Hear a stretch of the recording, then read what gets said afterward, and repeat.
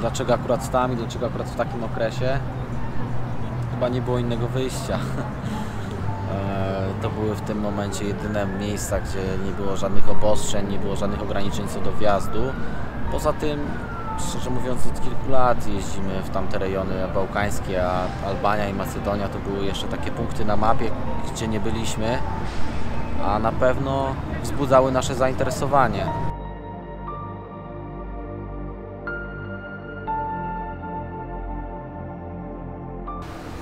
Najbardziej z wyjazdu na pewno zapamiętam samą trasę.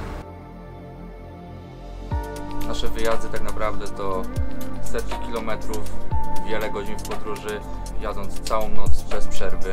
Naprawdę nad ranem czasem jest ciężko, ale zawsze z tyłu głowy jest ta myśl, że jedziemy w miejsce, które wynagradza te trudy i każda godzina spędzona w drodze bez przystanku przekłada się później na dodatkowy czas na miejscu. Jazda samochodem przez blisko 20 godzin za kółkiem na pewno uczy pokory. Kolejny energetyk, kolejna kawa, kolejna stacja, ale wspieramy siebie, jedziemy dalej i zawsze, przynajmniej ja jak prowadzę samochód, nie patrzę na zegar, czekam tylko aż miniemy kolejny znak z miastem, do którego mamy dotrzeć lub przez które przejeżdżamy. I to jest taki odnośnik, że jesteśmy coraz bliżej celu. Chociaż ja i tak nie jestem takim hardkorowcem jak Konrad, który potrafi nie spać przez cały dzień lub zmieniamy się, on tylko odpocznie, chwilę nawet nie zmruży oka i może jechać dalej. Co najbardziej lubię w podróżowaniu?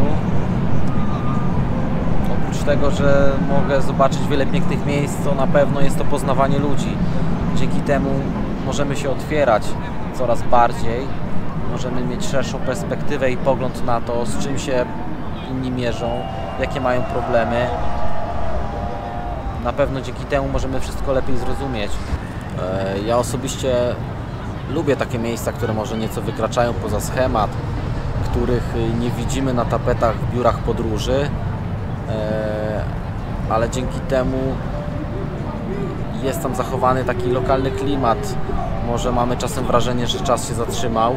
Mając mniej posiadając, mając gorszą infrastrukturę, ludzie często potrafią być bardziej życzliwi, potrafią być weselsi, potrafią czerpać korzyści samego obcowania ze sobą.